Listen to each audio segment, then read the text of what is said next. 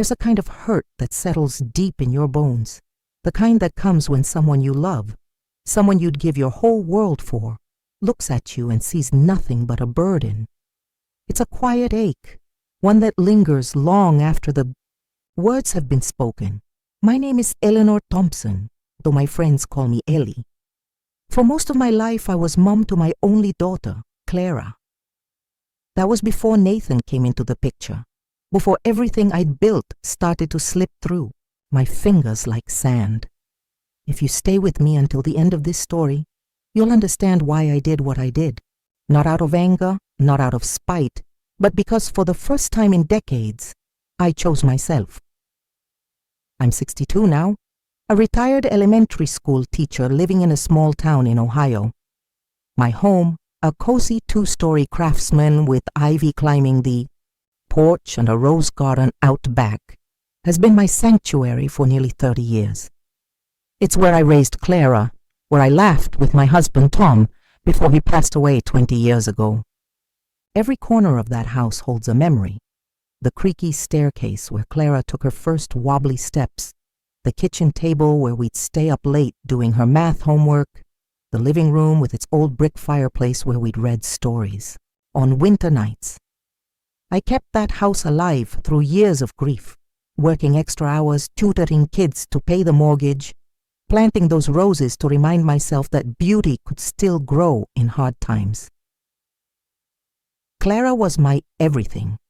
When Tom died, she was just 14, all elbows and dreams, and I poured every ounce of myself into giving her a good life.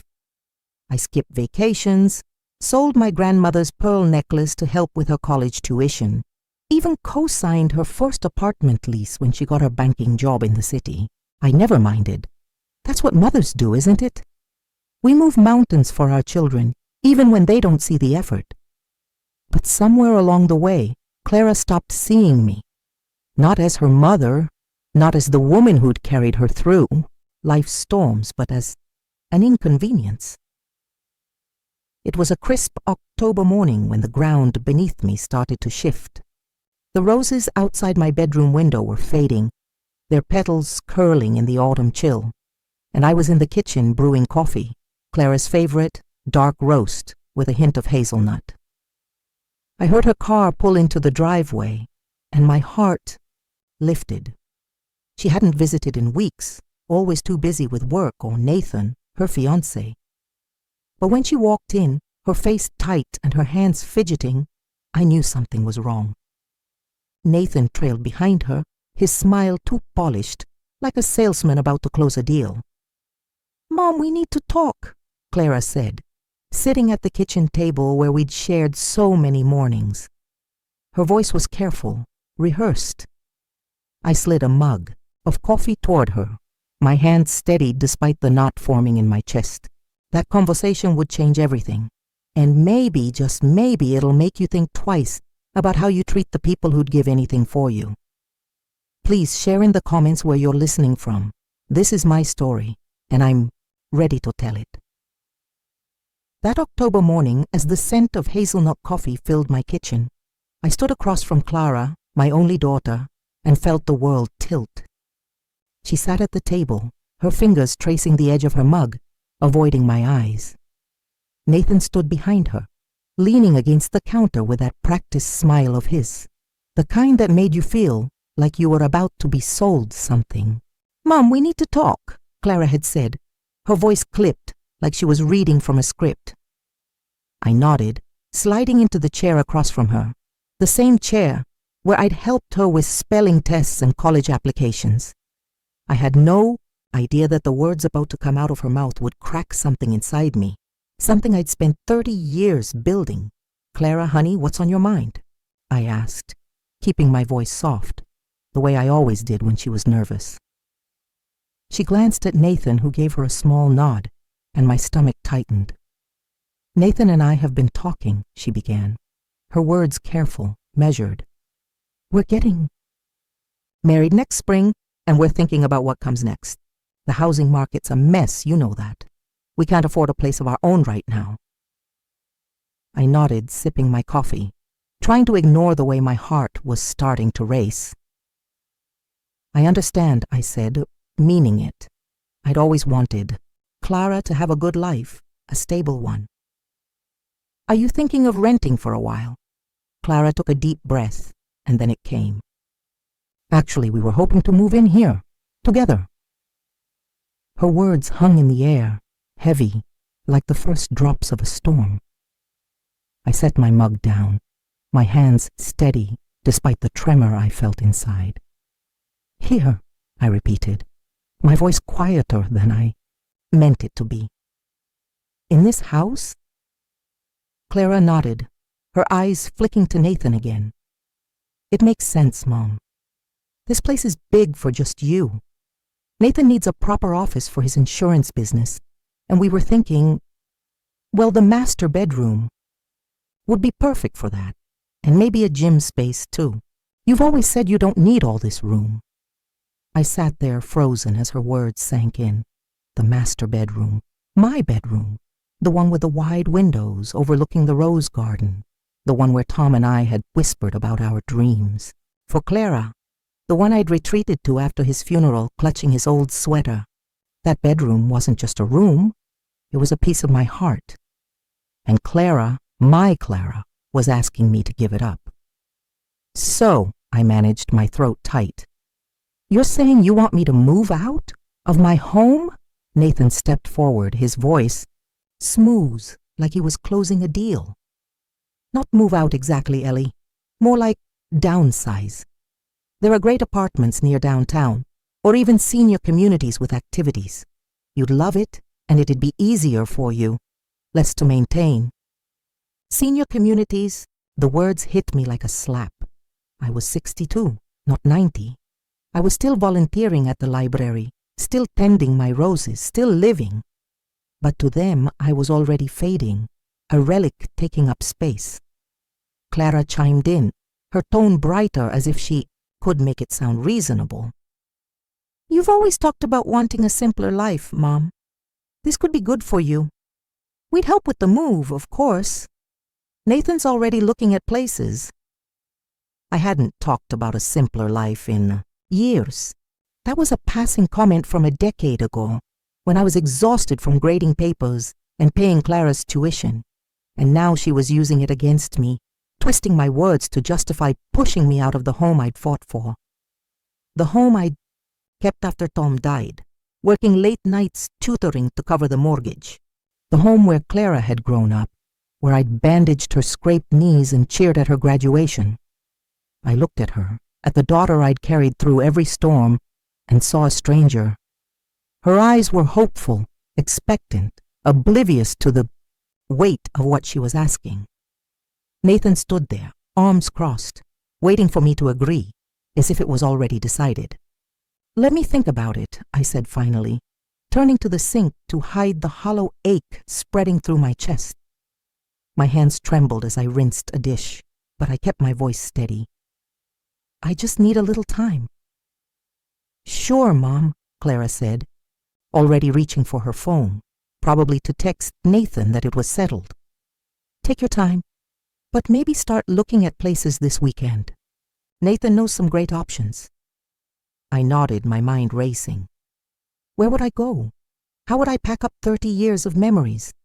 The rose garden, the fireplace, Clara's old bedroom with her childhood drawings still tucked in the closet. How do you leave a life behind in 6 weeks? But deep down, I knew I'd do it. Not because I wanted to, but because some part of me still wanted Clara to be happy, even if it broke me. The days after Clara's visit passed in a fog. I moved through my routine, watering the roses, shelving, books at the library, smiling at neighbors, like nothing had changed. But inside, something was shifting. Every time I walked past the master bedroom with its wide windows and the faint scent of Tom's old cologne still lingering in the closet, I felt that hollow ache deepen. Clara and Nathan had given me 6 weeks to leave the home I'd built, the home I'd paid for with years of late-night tutoring and skipped dreams. I kept telling myself I'd do it, that I'd pack up my life for Clara's happiness. But a quiet voice, one I'd ignored for too long, started whispering, "What about you, Ellie?" When do you get to matter? And it was at the library of all places that the first spark of an idea took hold. I was sorting donated books, the kind folks drop off when they're clearing out their attics, when I overheard two volunteers talking. One was telling the other about her aunt, who'd protected her family's farmland by donating it to a local trust. They turned it into a community garden, she said. Now it's helping people and no one can take it away. I paused, a worn copy of Charlotte's Web in my hands, and something clicked.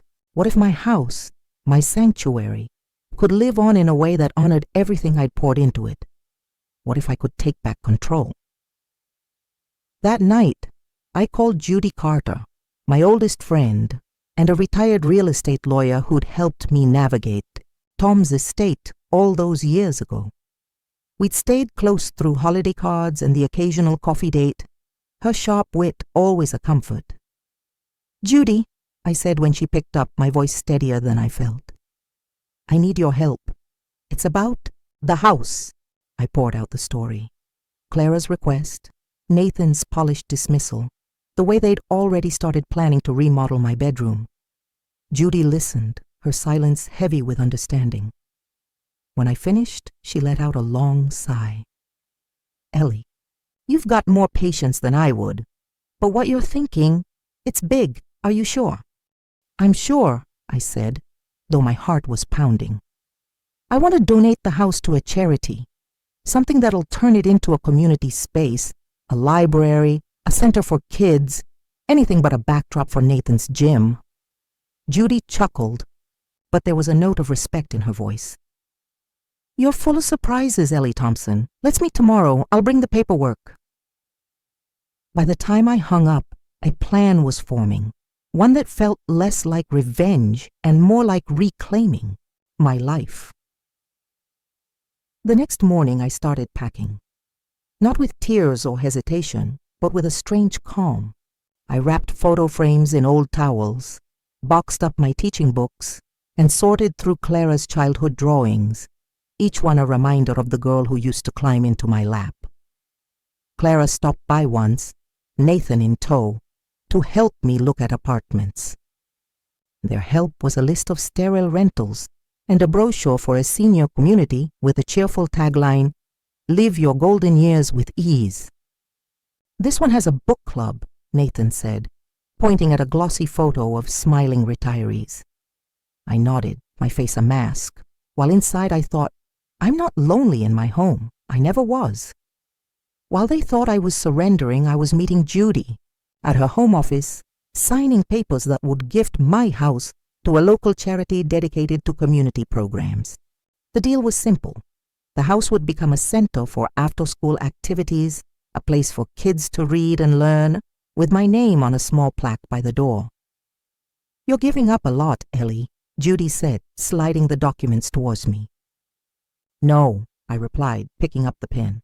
"I'm gaining something myself." I also prepared a gift for Clara and Nathan, a simple wooden box tied with a ribbon, containing a thank you letter from the charity and the legal papers confirming the donation. I imagined their faces when they opened it, and for the first time, in weeks, I felt a flicker of lightness. As I taped up boxes and moved to a small apartment across town, I kept my plan secret, smiling when Clara called to check on my progress. They thought they'd won. They had no idea what was coming. The invitation to Clara and Nathan's engagement party arrived in a cream envelope, her name and his embossed in gold cursive. It was set for a Saturday evening at my house, their house now, or so they thought. I stood in my new apartment, a small one-bedroom with a tiny balcony where I'd placed a single potted rose and traced the invitation's edges. For weeks I'd carried the weight of their betrayal, but tonight I'd carry something else, a gift that would change everything. I dressed simply, a navy dress, pearl earrings, flats that wouldn't draw attention. The wooden box, wrapped in silver paper with a white ribbon, sat on my counter. Inside was the charity's thank you letter and the legal papers. I ran my fingers over the ribbon, picturing Clara's face, and felt a calm I hadn't known in months. I arrived at the house right on time. The familiar porch, once lined with my ivy, was now strung with fairy lights. Inside, the home I'd built was unrecognizable. The soft beige walls I'd painted were stark white. The worn furniture I'd chosen replaced with sleek pieces that looked more like art than comfort. The fireplace, where Clara and I had read stories, was hidden behind a glass bar cart. Clara's. Laughter rang out from the crowd. Friends, colleagues, neighbors, who gave me polite nods, their eyes flickering with pity. They knew. Everyone knew I'd been asked to leave. "Mom!" Clara called, weaving through guests in a shimmering dress, her face flushed with excitement. Nathan trailed her, his suit crisp, his smile as polished as ever. "You made it," I smiled, accepting her quick hug, and handed her the box. "This is for you and Nathan," I said, my voice warm but deliberate. "A little something for your new beginning." Clara's eyes lit up. She'd always loved gifts, even as a child, tearing into wrapping paper without a second thought. "You didn't have to," she said, but her fingers were already tugging at the ribbon. Nathan leaned in, curious. "Let's open it together," I suggested. "It's for both of you." They led me to the kitchen where new stainless steel appliances gleamed under pendant lights. The table where we'd done homework was gone, replaced by a marble island. Clara set the box down, guests milling nearby, their chatter fading as she lifted the lid. Inside, nestled on tissue paper, was a cream envelope. "What's this?" she asked, glancing at me with a mix of excitement and confusion.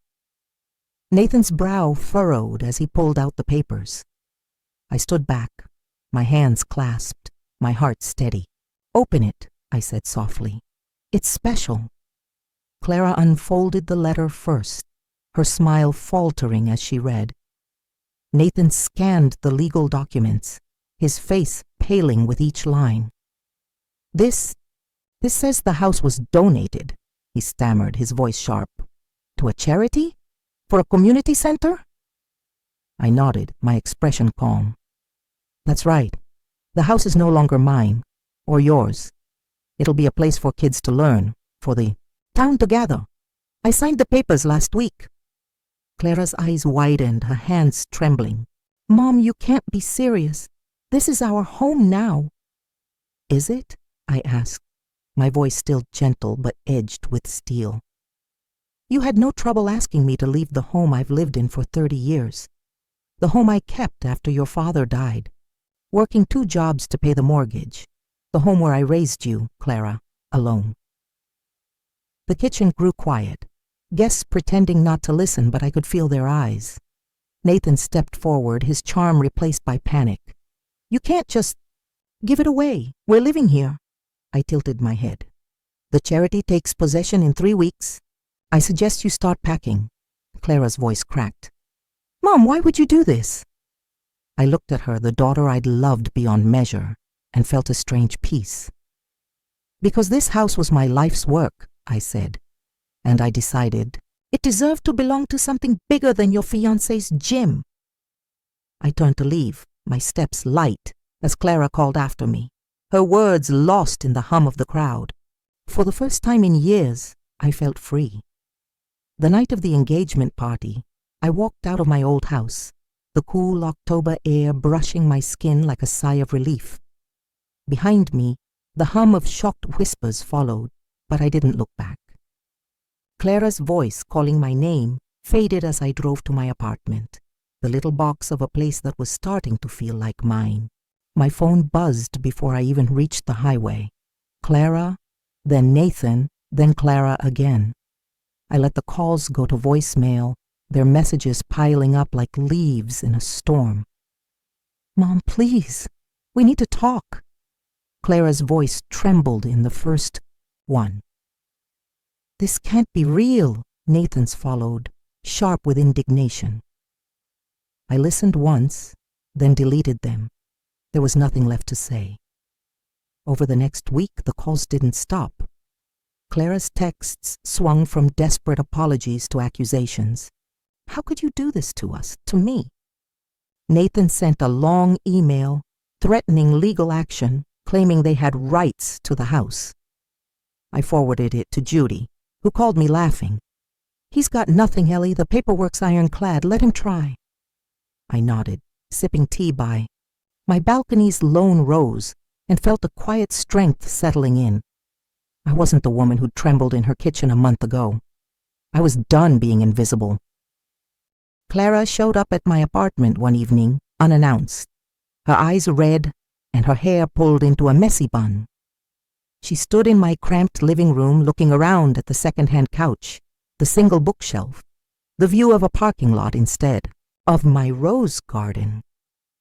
"Mom," she said, her voice breaking, "I'm so sorry. I didn't mean for it to go this far." "Nathan, he pushed me to ask you to leave. I thought it was the only way." I listened, my arms crossed, my face calm. "You thought wrong, Clara," I said simply. "You chose his plans over me, over the home I built for us." She flinched, tears spilling, but I didn't move to comfort her. Not this time. "I need time," I told her, opening the door. "Go home, or wherever you're staying now."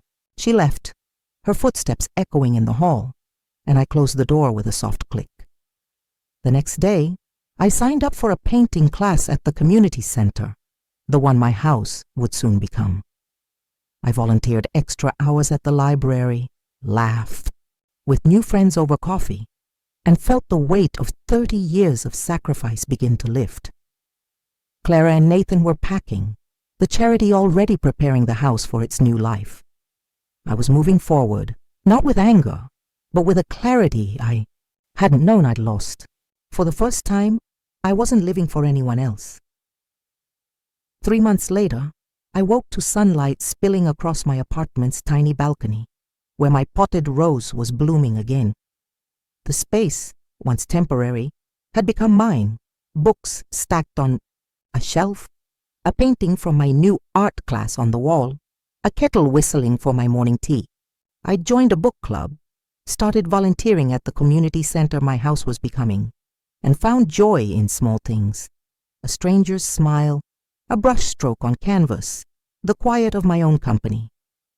For the first time in decades, I was living for me. Clara's texts never stopped.